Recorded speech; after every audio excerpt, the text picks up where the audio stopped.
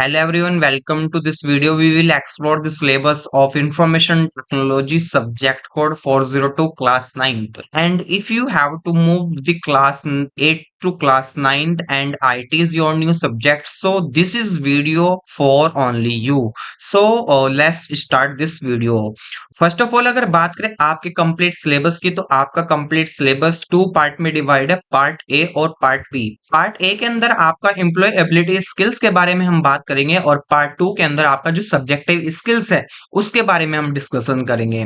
Part A employability skills. कुछ बच्चे doubts में होंगे कि सर आप तो इंफॉर्मेशन टेक्नोलॉजी कोड 402 की बात कर रहे हैं, तो सर यहाँ पे एम्प्लॉयबिलिटी स्किल्स की हमें क्यों रिक्वायरमेंट हुई, एंड देन ये सब्जेक्ट के अंदर क्यों मेंशन है, एंड देन ये सिलेबस से कैसे रिलेट है।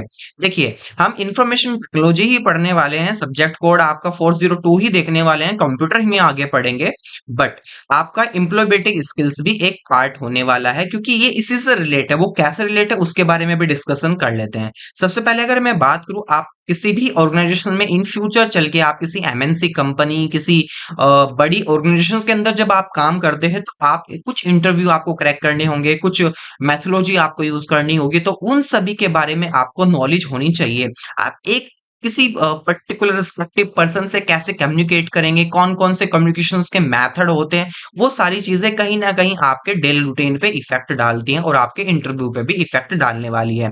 तो इसलिए हम इंफॉर्मेशन टेक्नोलॉजी कोड 402 के अंदर आपका एम्प्लॉयबिलिटी स्किल्स पार्ट ए को डिस्कस करने वाले हैं। तो एम्प्लॉयबिलिटी स्किल्स के अंदर आपका सबसे पहली यूनिट है वो है आपकी communication skills, and then communication skills के अंदर आपके टोटल 4 चैप्टर होने वाले हैं।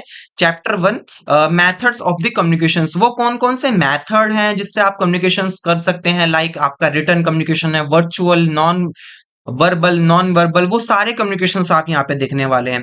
कम्युनिकेशंस की लाइफ साइकिल देखेंगे कि वो पूरी कौन सी लाइफ साइकिल होने वाली है, टाइप्स कौन कौन से हैं कम्युनिकेशंस के, वो सारी चीजें आप देखने वाले हैं। चैप्टर 3 के अंदर आप पर्सपेक्टिव इन कम्युनिकेशंस, वो कौन कौन से पर्सपेक्टिव हैं कम्युनिकेशंस के जो यूज किए जाते हैं वो आप देखने वाले हैं। And then basic writing skills. देखिए, जब आप कुछ रिटर्न में, क्योंकि रिटर्न भी तो कम्युनिकेशंस का पार्ट है, तो आप जब कुछ रिटर्न लिखते हैं, लाइक आपको लेटर लिखना है या कोई एप्लीकेशन लेटर आप यूज कर रहे हैं, डिफरेंट डिफरेंट के आपने लेटर्स पढ़े होंगे, लेटर्स देखे होंगे, लेटर्स के फॉर्मेट देखे होंगे, तो उसके अंदर आप किस तरीके की लैंग्वेज, किस तरीके से आप कम्युनिकेशन यूज करते हैं, लाइक ठीक है। तो बेसिक रिटर्न राइटिंग स्किल्स भी आपको उसी के अंदर आता है। तो इसके अंदर हम देखने वाले हैं कि आप जो पूरा फॉर्मेट है, एक स्ट्रक्चर होता है किसी भी लेटर को लिखने का, वो लेटर का जो स्ट्रक्चर है, फॉर्मेट है, वो किस तरीके से डिजाइन किया जाता है, एंड देन किस तरीके से आप उसे किसी को शेयर करोगे, वो सारी चीजें के बारे में हम देखने वाले हैं। बात करते हैं नेक्स्ट यूनिट की। आपका नेक्स्ट यूनिट होने वाला है self management skill. Self management मतलब आप अपने ही अंदर अपने आप को कैसे मैनेज कर पाओगे, एंड देन इसके अंदर आप टोटल 2 चैप्टर देखेंगे, chapter number 5 and chapter number 6। Importance of the self management. कौन कौन सी इंपोर्टेंट कैरेक्टरिस्टिक्स हैं, एंड देन कौन कौन से रूल्स ऑफ रेगुलेशंस होने चाहिए ताकि आप खुद को मोटिवेट कर पाए, एंड देन खुद के अंदर क्या कर पाए, खुद को मैनेज कर पाए, अपनी सारी एक्टिविटी को मैनेज कर पाए। लाइक एक स्टूडेंट है तो आपको जो टास्क दिया गया है, असेसमेंट दिए गए हैं, आपको होमवर्क दिया गया है, उसे आप एक डेडलाइन के अंदर कैसे कंप्लीट करेंगे, तो वो क्या होता है, सेल्फ मतलब खुद को मैनेज करना। एंड देन चैप्टर 6 की अगर बात करें, बिल्डिंग ए सेल्फ कॉन्फिडेंस। आप अपने आप अंदर एक खुद से ही क्या कर सकते हैं, सेल्फ कॉन्फिडेंस कैसे बिल्ड कर सकते हैं, क्योंकि ऑलरेडी हमने क्या देखा था, हमने कम्युनिकेशंस देख लिया है, हम खुद के अंदर खुद को मैनेज कैसे करेंगे, और अपने अंदर अगर हम कभी डीमोटिवेट हो रहे हैं तो खुद को सेल्फ कॉन्फिडेंस में कैसे लेके आ सकते हैं। ठीक है, तो वो चीजें यहाँ पर देखने वाले हैं। बात करते हैं नेक्स्ट यूनिट की। नेक्स्ट यूनिट है आपकी unit number 3, information and communication technology. मतलब कि जो आपकी इंफॉर्मेशन एंड जो टेक्नोलॉजी हो उसे कैसे रिलेट करेंगे, मतलब आप टेक्नोलॉजी के साथ कैसे कम्युनिकेट कर सकते हैं। जैसे एआई आ चुका है, तो एआई के साथ क्या करते हैं, हम कम्युनिकेट करते हैं।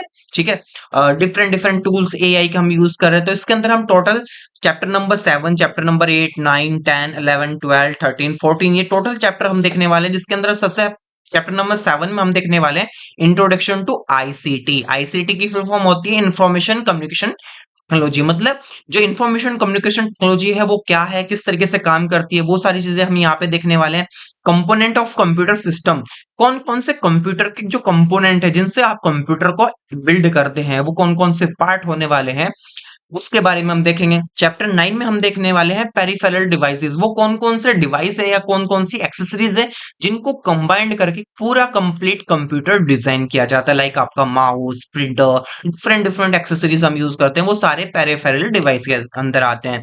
चैप्टर 10 में हम देखने वाले हैं बेसिक कंप्यूटर ऑपरेशंस। वो कौन-कौन से बेसिक डेली रूटीन पे जो बेसिक ऑपरेशंस है जो कंप्यूटर के लिए मैंडेटरी है, लाइक कंप्यूटर को ऑन, शट डाउन करना है, डिफरेंट डिफरेंट कैटेगरीज हो सकती हैं।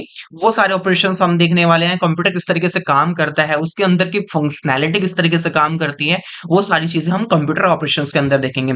उसके बाद हम चैप्टर 11 के अंदर देखने वाले हैं ऑपरेटिंग सिस्टम। देखिए, ऑपरेटिंग सिस्टम मत मींस कि जब आप किसी सिस्टम को ऑपरेट करते हो तो उसके लिए कौन कौन से सिस्टम की रिक्वायरमेंट होती है, सो कौन कौन से सॉफ्टवेयर की रिक्वायरमेंट होती है, वो सारे सॉफ्टवेयर देखने वाले। लाइक आपके अगर हम बात करें आपके पीसी या लैपटॉप के अंदर, तो उसके अंदर कौन सा ऑपरेटिंग सिस्टम यूज होता है, विंडो। ठीक है, आप मोबाइल यूज करते हैं, एंड्रॉइड यूज होता है, तो डिफरेंट डिफरेंट सॉफ्टवेयर के बारे में भी, सॉफ्टवेयर किस तरीके के होते हैं या ऑपरेटिंग सिस्टम कितने टाइप के होते हैं, वो सारी चीजें हम देखने वाले हैं।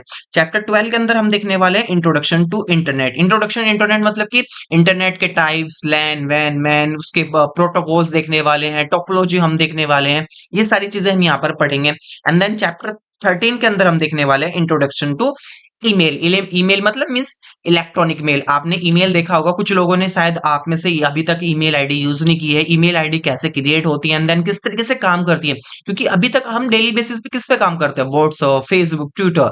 लेकिन बेसिकली जो ऑफिशियल वर्क होता है वो आपका ईमेल आईडी पे होता है। तो ईमेल आईडी के थ्रू आप कैसे काम करोगे, कैसे कम्युनिकेट करोगे। एंड देन अगर आप किसी एमएनसी कंपनी या किसी बड़ी ऑर्गेनाइजेशन में वर्क करते हो तो वहां पे ऑफिशियल तौर पे ईमेल आईडी का ही यूज होता है। मतलब आप ईमेल, इलेक्ट्रॉनिक मेल के थ्रू ही कम्युनिकेट करते हो एक दूसरे से। तो ये किस तरीके से काम करता है, ये क्या है, ये सब चीजें इसमें देखने वाले हैं।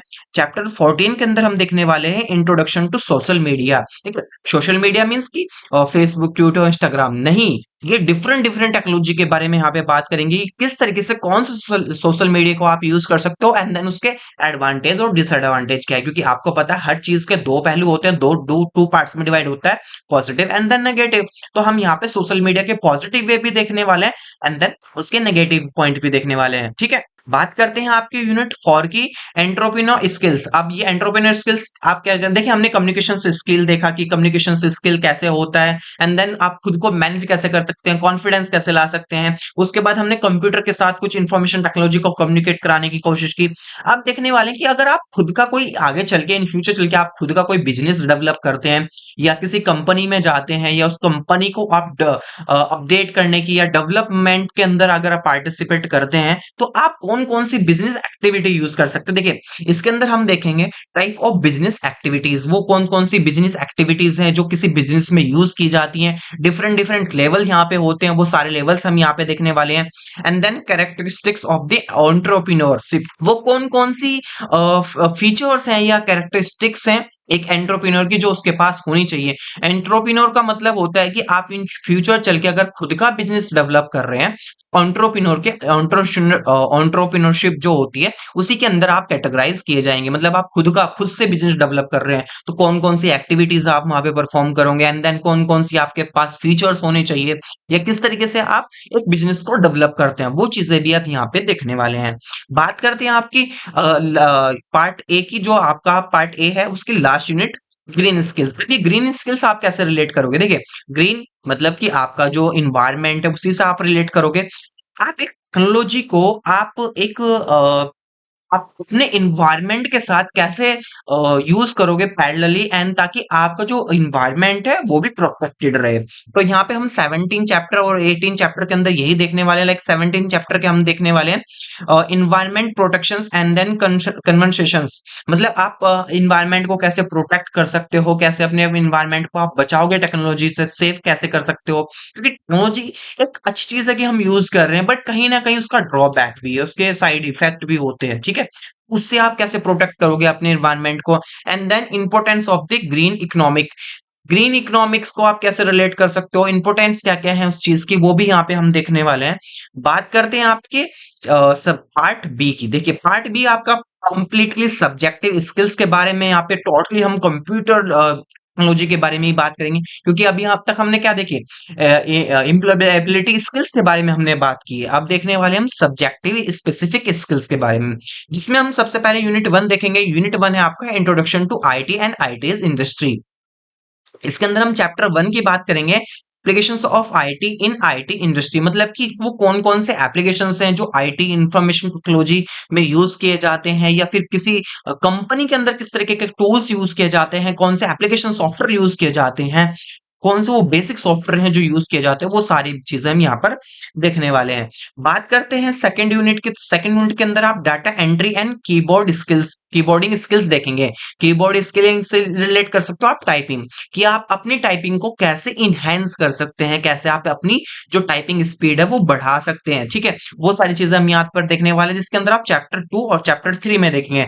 चैप्टर 2 के अंदर हम देखने वाले हैं यूजिंग डाटा एंट्री टूल्स। वो कौन कौन से टूल्स हैं, टूल्स आप यूज बोल सकते हैं या सॉफ्टवेयर बोल सकते हैं, वो कौन कौन से टूल्स हैं जो हमारी डाटा एंट्री करने में हेल्प करते हैं, या कौन कौन से वो टूल्स हैं जिसकी हेल्प से हम क्या कर सकते हैं, डाटा एंट्री कर सकते हैं, डाटा को एंटर करा सकते हैं, क्योंकि डाटा हमारे लिए एक मेजर पार्ट है। ठीक है, क्योंकि हम टेक्नोलॉजी के अंदर पूरा का पूरा डाटाबेस पे ही काम करने वाले हैं।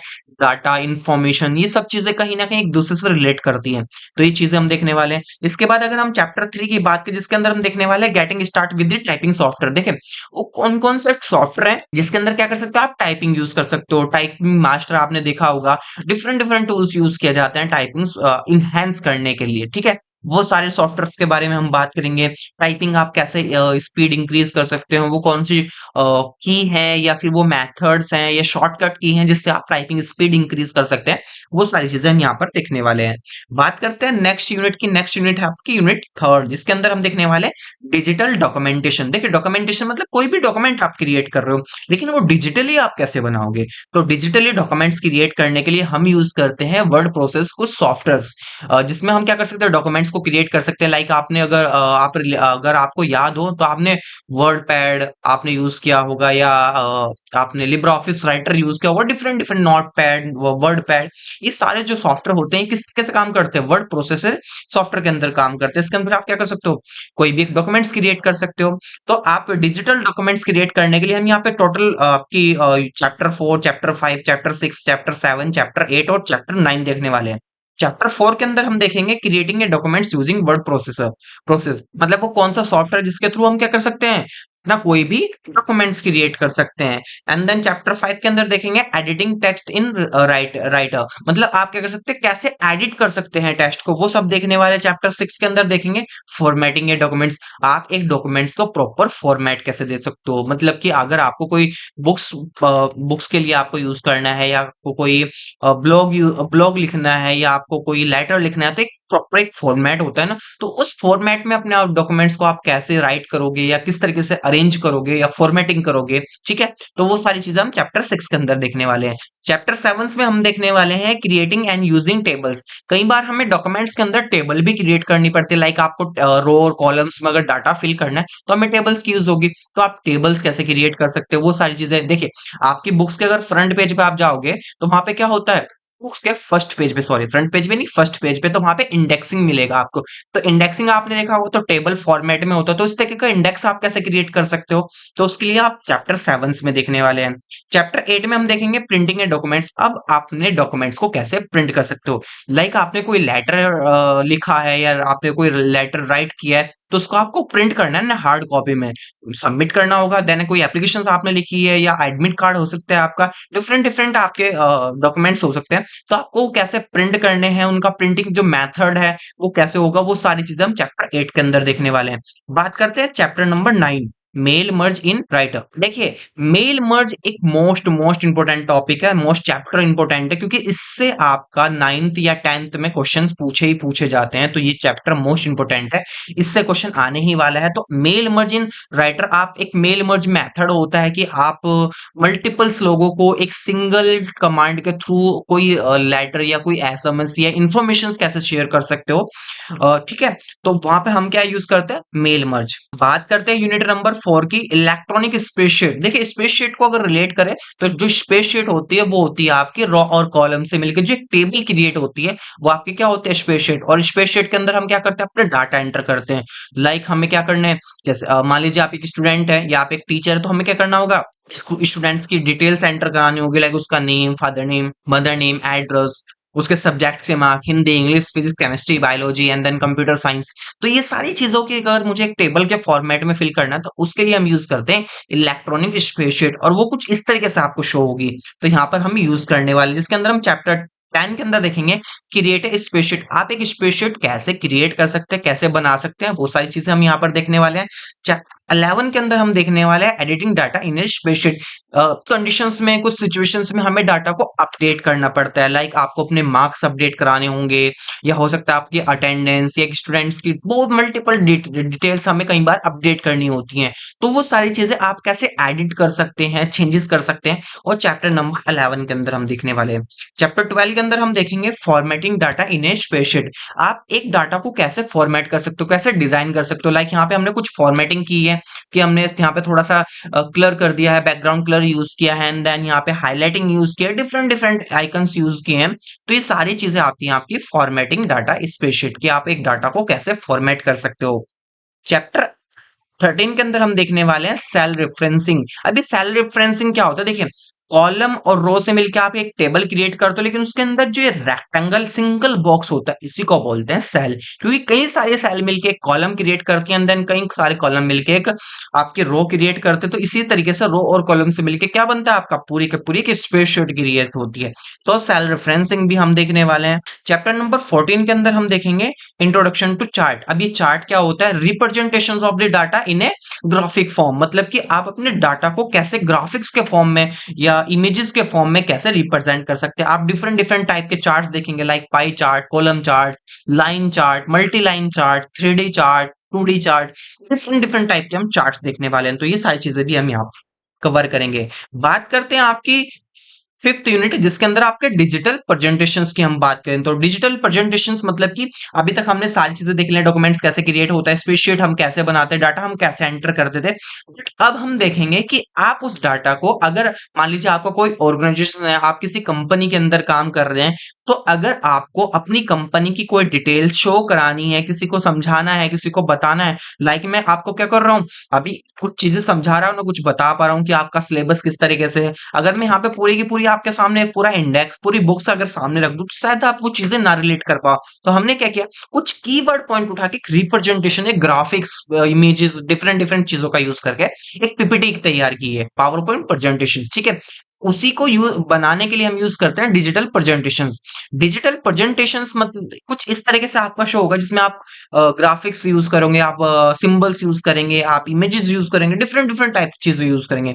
लेकिन इसके अंदर क्या होता है, आपका टेक्स्ट लिमिटेड होता है, देन इमेजेस के फॉर्मेट ज्यादा होते हैं, एनिमेशंस हो सकते हैं, डिफरेंट डिफरेंट टाइप के आपके एनिमेशंस यूज होंगे, आप टेबल भी यूज कर सकते हो। तो इसके अंदर आप चैप्टर नंबर 15 के अंदर हम देखने वाले हैं क्रिएटिंग ए प्रेजेंटेशन। आप प्रेजेंटेशन कैसे क्रिएट कर सकते हैं, कैसे उसे बना सकते हैं, वो सारी चीजें हम यहाँ पर देखेंगे।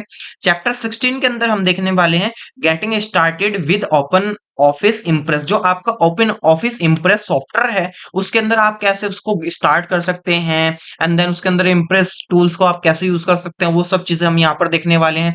एंड देन चैप्टर 17 के अंदर हम देखने वाले वर्किंग विद द स्लाइड्स। देखिए जो एक पेज होता है ये प्रेजेंटेशंस के अंदर, इसके बुलाते हैं हम, किस नाम से इसे कॉल किया जाता है, स्लाइड्स के नाम से। तो स्लाइड्स के साथ आप वर्किंग कैसे करोगे, कैसे आप काम करने वाले हो, वो 17 चैप्टर के अंदर हम देखने वाले हैं।